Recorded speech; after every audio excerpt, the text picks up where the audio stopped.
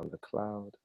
What's going on? My name is Mike from the 1% Mindset podcast. I have my man, Mr. Echols with me, Alex Echols. How are you doing, sir?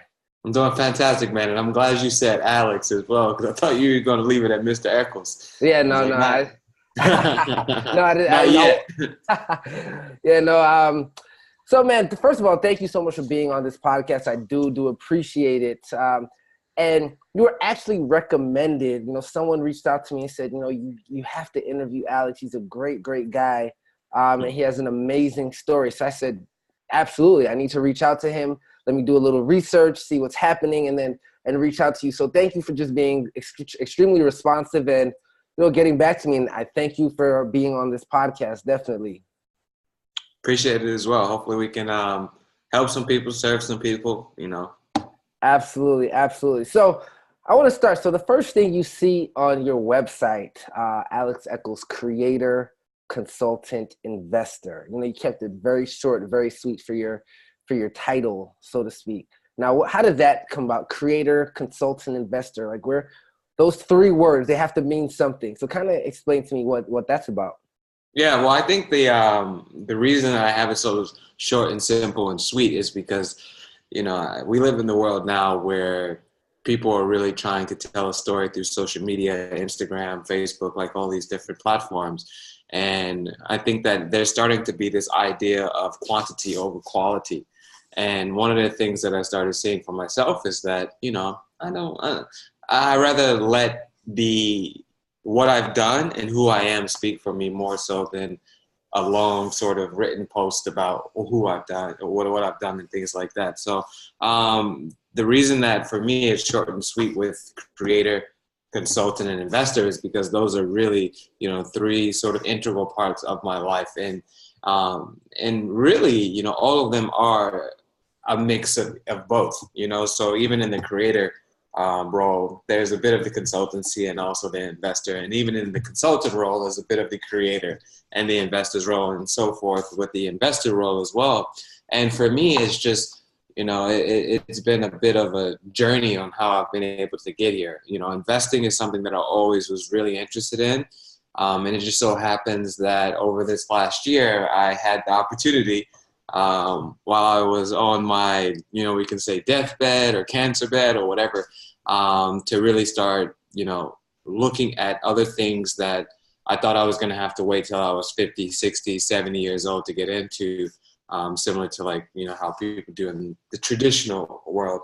So that's how I started getting into the investing. And I also have some family members who are quite heavy into investing as well.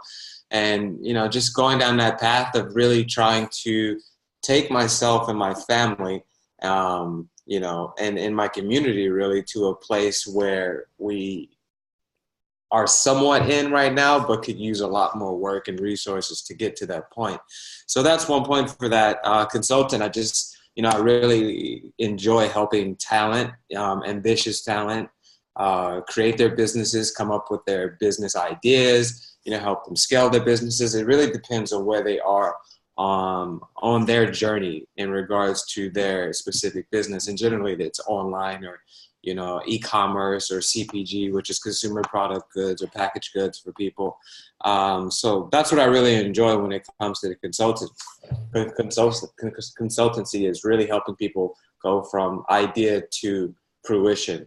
And then the creator, man, the creator is the label that I gave myself because I was tired of having to put myself into a box when it came to, I'm an author. I've been a published author for quite some time now, but I also like to blog and I also like to record videos sometimes. And I also like to, get into music and make music and things like that. And I hated the fact that I had to stay in a box, especially on Instagram when you have to, if you're like a business profile, you have to like click, okay, I'm an author, but I'm much more than an author. And so I thought that creator, because I really enjoy the process of creating and I've always been a creator.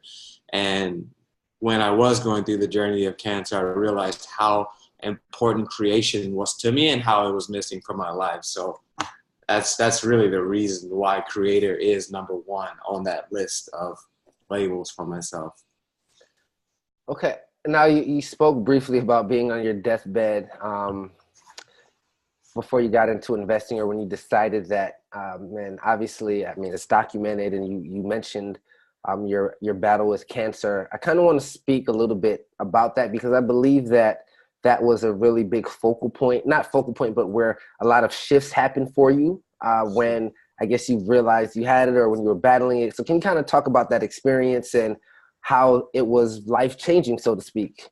Yeah, well, the thing about when you say shift happens, shit happens, and it's generally when we're in the shit that we are blessed to have the shifts as well. So I can't say that that was the only big shift or shit that I've had in my life, to be honest. Because, similar to you being from New York, I'm originally from Southside Chicago. So that comes with a whole heap of Mm-hmm. shit as well, just finessing your way, for using words of today of how to get out of the hood and could start to make something of yourself, but also reach back and bring the people forward with you as well.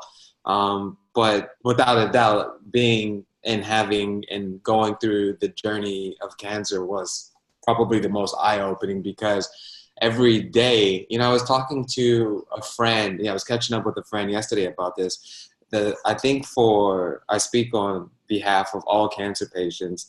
When we have cancer and we're going through that journey, there is no time to stop thinking about cancer or having cancer because I think for us it's that how do I get rid of it? How do I heal myself of it? How do I clear myself of it? And until you get to that point of clearing yourself and healing yourself of it, it's a consistent sort of constant thing that's going on in the back of your mind, the front of your mind that, like I want to get rid of it. But the beauty in this as well is that it allowed me to take a huge step back from the lifestyle that I was living. At that time, I was literally traveling the world. I was working with, like super high level clients. I thought I was unstoppable. I thought that everything was going my way, everything was good. And then the diagnosis happened. And for me, it was difficult at first because I was so used to living a faster paced life, a much faster paced life. And, I then, as the clarity started to creep in, I started to realize that I had the opportunity to slow down and to really reassess what was the most important things in my life.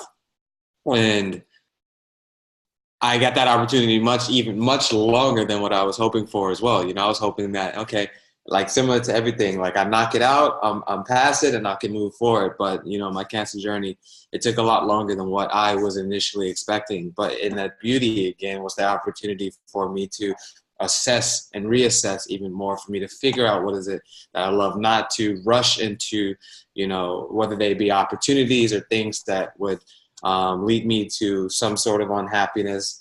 I was able to be and sit and be amongst the white space of figuring out what's most important to me and where do I want to go moving forward. So I think that's probably one of the biggest things that I got out of it, other than, how to upgrade my food and my health and, things like that. How old were you when you were diagnosed? It was about a year and a half ago. Okay, so it was about a year and a half ago. Okay, so and and the reason why I asked is because I know stigma has it like you don't think of especially being of a certain age, like you don't really, you kind of think you're unbeatable, right? And I speak about this a little bit, but I also had like a rare skin cancer, right? So I didn't have to go through chemo. I had something called Mohs surgery, where with Mohs surgery you're able to just kind of cut it out, right? So I was fortunate there. But even when I initially found out and before I knew what the treatment was, I kind of felt unstoppable, like you said as well. And when I was initially diagnosed, I almost had a nonchalant attitude towards it. Like, all right, well, I number one, you don't expect it. I think when I think of cancer, I personally know and see a lot of older folks, 50, 60, 70, people battling it that's almost lived a full life, right? Or what you consider a full life. So me being, the age I was, in my late 20s at the time, it was almost surreal for me. So did you have that feeling of like surreal, like, wow, like this is really happening at all? Yeah, of course. I was, I think, 28 or 29 when I was diagnosed. Hmm. So for me, it was a package. It was a package of feeling unstoppable. I was coming home to Chicago to visit family for like maybe a month or so, and then I was going to be moving to Los Angeles. So I think the surrealism in that is that life happens the way that it happens, and we have a certain level of control over it, but there's a lot of stuff that's also out of our control. So we have a lot that's internal factors and forces, but we have a lot that's external that we just can't control necessarily. So for me, it was this idea of me moving and going so fast and being used to that to, okay, well, now I have to sit still and I have no choice but to face this and focus on this if I truly want to heal completely. So I think that's more so where the surrealism. So the surrealism came for me, because I don't think anyone expects cancer. Yes, my mom had cancer and she survived. Yes, my cousin had cancer and he passed away. Yes, my aunt had cancer and passed away, but it wasn't necessarily a thing where I was thinking like, oh, because all these people have cancer, I'm going to get it. I'm not going to wish that upon myself or anything. So when it happened, when I was diagnosed, I just took the responsibility and said, okay, well, I'm going to do what's necessary for me to heal myself fully, completely, and become a better person because of it. When did the 2 week notice come? Was that after the cancer or before? No, much before. That was 2015. So 2015. 2014, I reached out to, I don't know where I got the idea from, but I reached out to two of my friends who are also the co-authors, Andrew and Selenia. And I just sent them a message, I think, on Facebook, like, hey guys, how would you like to write a book, like a manifesto-based book about the living an unconventional life? And then, like, literally the rest is history. We started talking about it, then we started writing it, and then, we started planning the promotion, and then the book launched. We did it like over 3,000 copies in the first few days, which is pretty damn big because 10,000 copies is New York Times bestseller. So we didn't get there, but 3,000 copies is pretty dang good when you do self-publishing as well. So, it's definitely one of my greatest achievements in life. And most recently, this is one of the things while I was going through my treatments, and I had this stint earlier this year while I was in the hospital for 3 weeks, just going through treatments, and I couldn't go home just to, make sure I didn't catch anything, any bacteria or infections or anything like that. But during that time, I was working on the audio book for the book. Yeah. And that's what we've been recently promoting, is that launch of the audio book, but also the launch of the updated identity and look of the book as well. Because if you search the 2 week notice by, my name and their names, you'll probably see a cover that looks a bit more juvenile and younger. And then you'll see one that looks, I would say, a lot more professional. And I think it's a great representation of where we are and this point of our life. And I think that it's also something that will be more, I don't know. I think that more people will be attracted to how the book looks as well. But everything comes in the journey.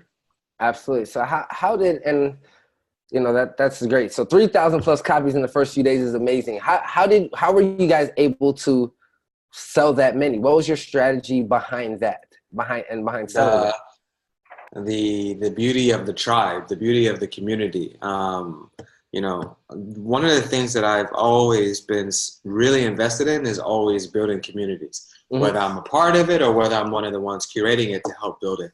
And myself and the two co-authors, Andrew and Selena, we originally met at a event called A-Fest, and this was in Bali, Indonesia, back in 2015. And it's a mix of business and play. And, they bring them together, and it's very integrated in the way that, we're listening to these big speakers. That's how we first started connecting with Lisa Nichols, who wrote the foreword and endorsed our book.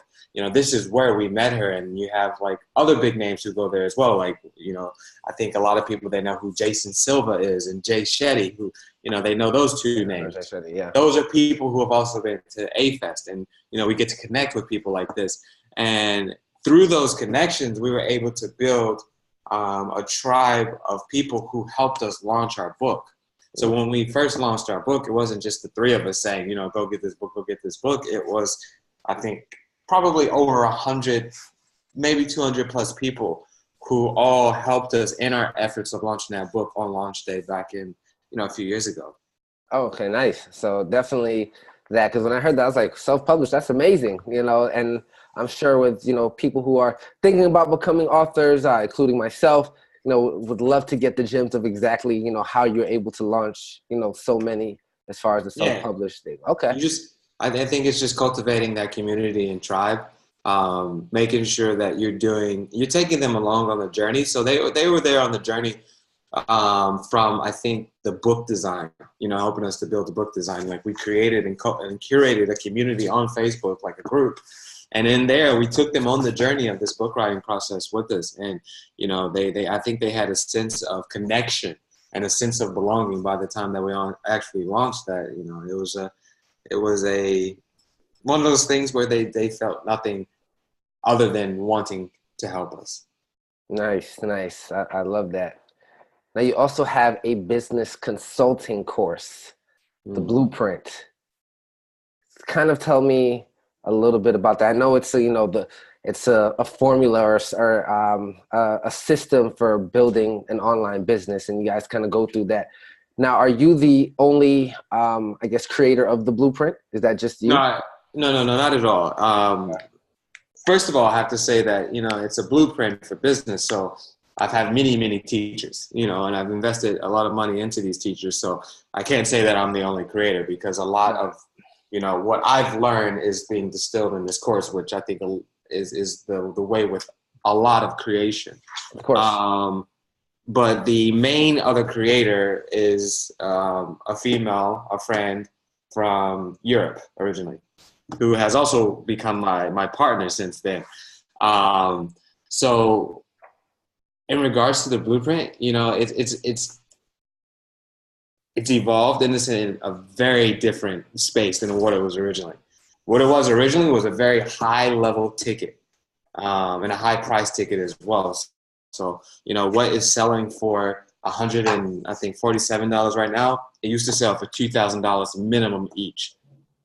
And the thing about it for me, and I'll get into what the Blueprint is a bit more, but the thing about it for me was I noticed that a lot of minorities, but also underprivileged people, they would reach out and they say, well, your price is too dang high, but I still want to, I want to be able to do this and try this. And, I've had the business brain, and I've had the, connecting back to the community brain. And with the business brain, people say never discount, if somebody really wants to do something, they're always going to find the money and figure out how to do it.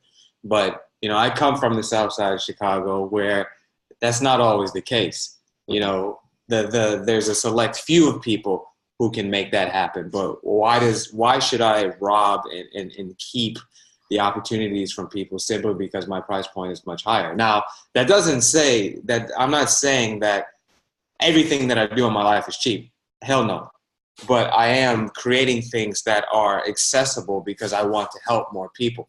But there's a lot of stuff in my life as well where, if you want to do some one-on-one with me, or let's say you want to do one-on-one with me over like the course of 6 months or so, that's going to be over $10,000, but I have to make sure I take care of myself. I have to eat just as much as my desire to help and want more people to eat as well and have those resources. So, us as minorities, but us as underprivileged people, or originally underprivileged people, we continue to just, go up that ladder, even the playing field, all those sort of things. So now getting into what is the Blueprint. The Blueprint used to be called the Ultimate Biz Builder's Blueprint, and is, we can use the word formula, we can use the word system. At the end of the day, it's all marketing jargon. But what this does for individuals, it helps them, as I said earlier with my consulting, is it helps them take the ideas that they have in their head, whether that be one or several ideas, and then it helps them get to one idea, and then it helps them bring it to life. And one of the things that I think a lot of people, they don't necessarily think about when it comes to bringing an idea to life is that you must do the self-work. You must do the work within, alongside it or before it, in order to, you know, really have a sustainable business, but also have the sustained energy, the sustained desire and everything to go along with it to actually continue building that business. Okay. So you almost felt an obligation, I guess. I guess this was your form of giving back. So yeah, well, you know, it's interesting. The term obligation. I'm not obligated to shit, and you know, I'm using these words because I think in obligation we can drive ourselves crazy. We can go in depression. We can beat ourselves up. I'm not for that. You know, I love myself and I work on myself, and as a result of that, I choose to do all of this. You know, I chose a long time ago to take this program, this course, and to drop it from $2,000 to, and it was hard for me to come to this. I can imagine actual execution of it all and putting it up. But to go from $2,000 to like $147, it's because I choose to, and it's because I want to help. But obligation, no, because you know, obligation can drive us insane, thinking that we must. I like to follow my intuition. I like to follow what feels good. I like to, you know, look and see what's working out there, what's not working. And one of the things that is working kinda, but not truly working yet, is the ascension of minorities and Black folks and all that. And I want to be a part of that. So I choose to. And I think that's something for a lot of people because, you know, one of my mentors a few years ago, I actually, he was one of my speaking mentors, and he noticed that I always said, I should, I need to. And he's like, well, why do you need to? Do it because you can. Do it because you're in that position. I love it. I love that. Now, you've also spoke about investments, like you've invested in different companies. Well, actually, before I go into the investment, you did a major drop, and I don't want people to miss that. So it was a $2,000 course. Now it's $100 and, like you said, $47 around that price point. Major drop. Have you had anyone like reach out to you to thank you for that? You know, the drop in price point, how the course has helped them change their lives. Any testimonials that really stand out for you? Well, I think, yeah, of course. There's a lot. We've helped hundreds of people throughout the world because we originally started working on this program back in like 2014. So time has provided testimonials, time has provided case studies, time has provided success stories.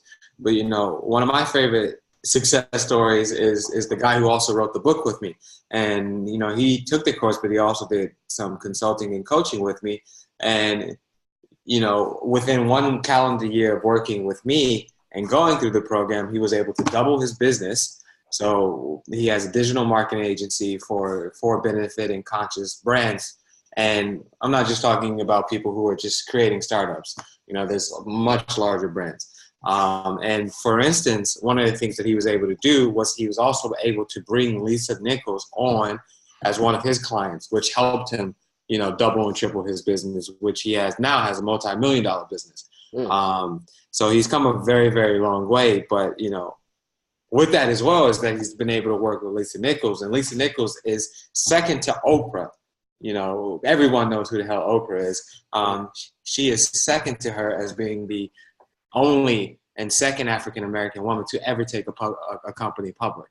So, you know, I love that story, you know, because when you're able to do the self-work, and then when you're able to work on your business, but when you're also able to understand that you don't need to do it all, you don't have to do it all, you can use the help of others, then, you know, I think that's when the real success stories come out. And, you know, I'm not sure what exactly the demographic or age of this podcast is, but I just would like to tell people and share with people, don't get caught up with these fantasies that people are creating on Instagram and these social media platforms, because it's very easy to write your own perfect story. It's very easy to curate this perfect life.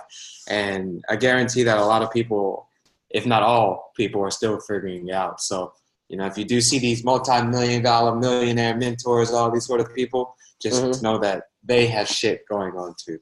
No, absolutely.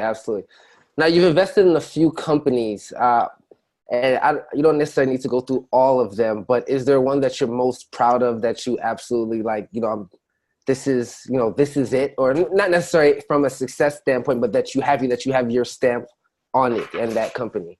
Yeah, definitely. There's companies that I can't, disclose for obvious reasons, but two, when you say, I'm just glad that I got my stamp on them more than anything. One is a company named Every Table, and Every Table provides, so in an impoverished, so we have cities, right? Okay. And gentrification leads to impoverished parts of these cities. So Chicago, we would have the South Side, we would have the West Side. And then in Los Angeles, you would have places like Compton and areas like that. And these areas are generally considered to be food deserts, places where you can find the liquor store, you can find McDonald's, you can find, KFC and Taco Bell, Popeyes and all these places, but you lack the foods and the resources to have, nutrient dense food, vegetables, organic, so these are considered to be food deserts because honestly, all the stuff that's in these neighborhoods is shit and stuff that's not good for you. So Every Table is a company that is looking to alleviate some of that pain by creating kiosk-based, they're not restaurants, but kiosk-based food stalls where individuals can go in and they can go buy, let's say like an organic salad with like chicken and vegetables. And it's very tasty because they're made by award-winning chefs, but it's also at the same sort of price point that you would be paying for something like McDonald's or KFC or something like that. And the how they counterbalance food deserts is, and they have these stores in the more affluent neighborhoods as well, but they pay the higher price point. So you may have something that costs like $11.99 or $13.99 in a place like West Hollywood, but then in Compton it may be $5.99, $6.99. And it gives these people in these food deserts the opportunity to, one, become aware that maybe all the stuff that they're not eating is not the best, and then two, to help them just upgrade that health, upgrade that food. And for me, it's a huge, upgrade for me because I had to change my life food-wise. I had to upgrade everything health-wise in order to still be here. So I'm very excited and happy to just be connected with this company. And if people are in LA, because I think that's where they are right now, I would recommend people going to check them out. It's Every Table. And I think it's a cool name as well. Like everybody should be able to eat, and everybody should be able to eat things that nourish them. Absolutely. Yeah, so I'm not sure if you want me to go into another one because I think I talked a lot about that one. No, absolutely. I mean, you've invested in multiple companies, so I mean, obviously that was near and dear to your heart, especially just because, like you said, you had to upgrade, I should say, excuse me, your eating and all of that. So is there, obviously you've invested in multiple for different reasons. So absolutely, what's another one that you can actually speak about? Another one would be the company Mighty Well, and Mighty Well, I think I would say that they're both very important and kind of like on the same level. Mighty Well creates, like the wearables wearables that help people who are going through journeys with chronic illness. And generally it's individuals who have to have some sort of like device implanted in them. So, for people who have cancer, for instance, sometimes they have to get a PICC line put into their arm, and there's wearables that you're able to pull over it. Because when you have this PICC line in, you can't remove it. You have to keep it there. You have to flush it. You have to take care of it. For me, when I had my cancer, I had a double lumen thing that, literally was poking out of hanging out of my chest. And I had it for a few months. And they have these sort of wearables where you're able to like cover it up just so you can keep it clean, so it doesn't get dirty, all these sort of things, just so you can really take care of it. Because when people have immunosuppressions within their immune systems, it's very easy to get an infection or to catch some bacteria or something. So this, once again, it alleviates that pain point of, okay, not only does it help me and protect me, but it looks good. And that's what Mighty Well does, you know. So instead of generally the hospital, if they give you one, it will be like just this white, ugly mesh. And generally you can tell if somebody, what's going on with somebody based on what they're wearing or, you know, what they may have here. Whereas Mighty Well, they're looking to create it in a way that it looks good. So you can't necessarily tell what's going on. So you can't necessarily, I guess, you know, for smaller, you know, I don't want to say minded people, for people who are just not as privy to what cancer patients and other chronic illness patients have to go through, they won't go straight to that judgment and that process of judgment. So yeah, that's another brand that I'm really excited about. And, you know, if anybody's interested in the whole aspect of investing, for me, I invest in companies that, one, that I would personally use as a consumer or have some connection to. But I also invest into companies that I feel could be acquired, absorbed, things like that, because the game of investment is you hope for some sort of future event where you can make money back.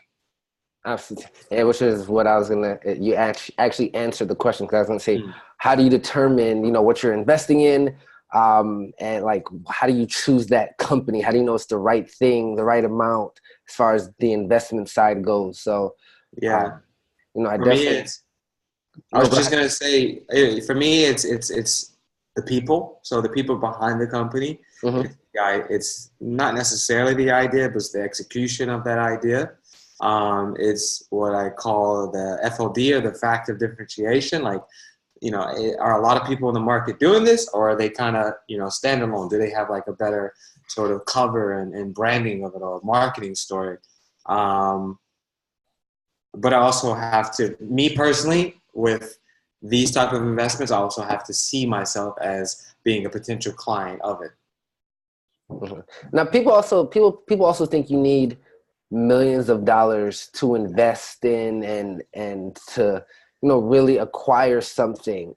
And I just, maybe it did cost you millions of dollars to invest in these companies. I don't know, but is that true? How can someone get started with investment, and is there a particular number that they should start with, or that you should have to in order to go into investments? So with our awesome president, past President Barack Obama, they introduced the Jobs Act back in, I think, 2012. And previous to 2012, all investors had to be said accredited investors, which means that you had to have a ongoing paycheck of $200,000 a year or plus, or you had to have a net worth of $1 million.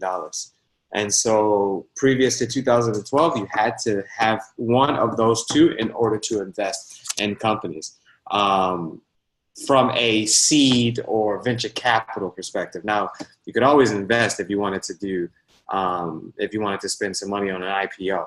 You know, if when an IPO opens up, everybody can invest into that. But with the Jobs Act as well, it introduced something called crowd investing. So there are companies out there who, you know, instead of going for, let's say, the $10 million round or the $100 million round, they go for a $100,000 round or for a $500,000 round. And they can literally, they don't just have to go to family and friends. They can open it up to a community of people to invest into their company. And as a result of investing into their company, they generally get something, you know, within blockchain, you would get tokens, or you would have something that would turn into tokens in the future that then could be converted into money, or you have something that's called a crowd safe, or you have convertible notes. You know, it depends on really where you're at, which level you're at, who you're invested into. But anybody can invest these days. If you have the desire to invest, you have $25, $50, then you can invest into some of these companies. But the bigger, you know, one of my investing lists that I have is called pay to play. So obviously, the more you pay, the more you're able to play. Absolutely. Yeah. So you have a favorite quote, "The future belongs to those who believe in the beauty of their dreams" by Eleanor Roosevelt. Why does that quote mean so much? Why is that your favorite quote? Um, it's my favorite quote because it's been my favorite quote for a very long time. It's that quote that, you know, at times when high school was difficult, when, you know, just trying to navigate what it is to grow up in a hood, you know what I mean? Mm-hmm. Just trying to navigate that. This was a quote that always kept me focused. This was a quote that always allowed me to see the bigger picture. And the beauty, the future belongs to those who believe in the beauty of their dreams. I'm not sure if you feel the same with this, Michael, but I know J. Cole does. Yeah. But, you know, generally when it comes to like a young black kid or a black boy growing up, there's three opportunities that are really always there for a lot of us. It's to be a athlete, it's to be a rapper, or it's to be a hustler. It's one of those three things that we can aspire to. For me, I really didn't have that in my immediate family as far as, you know, looking up to the dentist and the doctor and all that. I didn't have that. So those are the three things because I was a product of my environment for quite some time. And for me, it's just, I realized that none of those three really inspired me. None of those three invoked this motivation for me to want to continue moving forward. So I started to see outside of myself, and really envision what it is. What do I want to create out of my life? You know, and it's always been an evolving and every evolving process. But with this quote, the future belongs to those who believe in the beauty of their dreams. If you're able to have a dream, and then if you're able to do the work in order to accept and love yourself enough to believe in that dream, which is a very important thing, then, you know, I think it's quite self-explanatory. The future belongs to you. You know, you control your destiny. You are the captain of your soul and your fate. What kind of legacy does Alex Echols want to leave on this earth? Now, after beating cancer, man, love. You know, a guy who was very much loved, not just by others, but by himself. But somebody who was really, really loving, somebody who was really, really giving, someone who, you know, never went to bed angry at someone or never allowed that, because time is short. Mm-hmm. Time can be cut off in an instant. Time waits on none of us. So that's the legacy, I think, bigger than anything, is someone, you know, I can say that, you know, I'd love to make sure that my family and my community have a scholarship in their name or a trust fund and all that. That's great. You know, but at the end of the day, I want my legacy to be that, wow, that man was loving, that man was loved. Awesome. Awesome. All right. Well, I have a final question, and I'll let you go. Someone looks up to you, aspires to be like you, doing a lot of amazing things, investor, best-selling author. I kind of want to go through like the journey of how did you get to where you are today?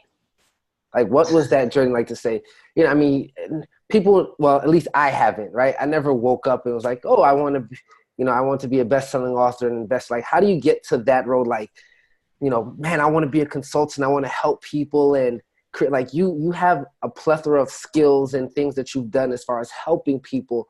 Someone growing up trying to follow in those footsteps, what kind of advice do you give them, and what was your journey like to get to where you are? Yeah, well, I think, you know, similar to what I was talking about with some of those people on social media, I'm still very much one of those people who's figuring it out. And in my entire life, I've been figuring it out. And for probably the rest of my life, I'll just be figuring it out, because I'll always be in a more evolved state or place in my life. But for individuals, you know, who may look up to me or may wonder how I was able to get to this point, just be curious. You know, be driven by your curiosity. I think that was one of the things, well, I know that was one of the things that was able to, you know, originally get me to be supplanted from, or transferred, I should say, from living and growing up on the south side of Chicago to going to Vanderbilt University in Nashville, Tennessee. You know, it was this curiosity that paved the way. And it was me following the curiosities that, you know, went to me being a published author at a young age, or went to me being an artist, or went to this, because I was just always just naturally curious. You know, I wanted to figure out how can I, you know, back then it may have been more of a selfish thing. I want to figure out how I can make a name for myself. And it's selfish, but it's also very self-serving as well, which helped me, obviously, because I am at the point and I get to be who I am today. But just be passionately curious, and and when people say be realistic, when people say grow up, when people say, well, shouldn't you be thinking about this? If you really and truly feel it in your heart that what you're doing is what you need to be doing, then be guided, be propelled, be pushed by that. So curiosity and just movement, execution, doing it. Wow. Thank you. First of all, thank you so much for, being on the 1% Mindset podcast. I do appreciate it.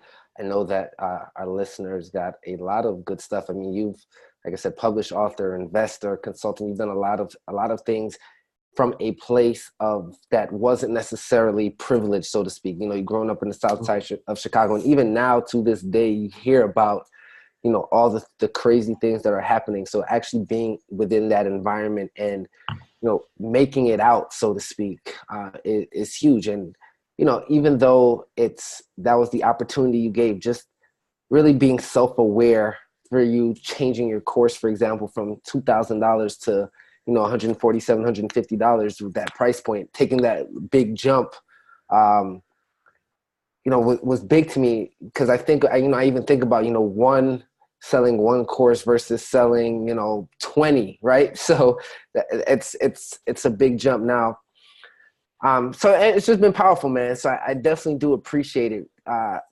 With that being said, like, where can people find you? Where can people contact you? Kind of give the people, this access now. Yeah, for sure. So I think the quickest and easiest way is, if you want to see more of my actual journey, then it's Instagram. And my Instagram name is Alex Lives On, and it's all one word. So I'm sure, Michael, you'll put that there for me. Absolutely. And you can visit my website as well if you want to know more professionally what I'm up to, and that's www.alexechols.com. But I guess my Instagram name, Alex Lives On, is in memory of the old me. You know what I mean? Like, it's in the memory of old me, pre and post cancer, pre and post everything. I get to be upgraded, and I still get to be here. And so I'm going to really be invested into how I spend my time moving forward, invested in others and helping others. Awesome. Well, Alex, thank you so much for your time. I do appreciate it. We'll definitely be in touch. We'll definitely, continue to connect and, possibly work on some things in the future. So thank you so much for your time. Again, this is Mike, the 1% Mindset, with Alex Echols. Take care, guys. Appreciate you, man.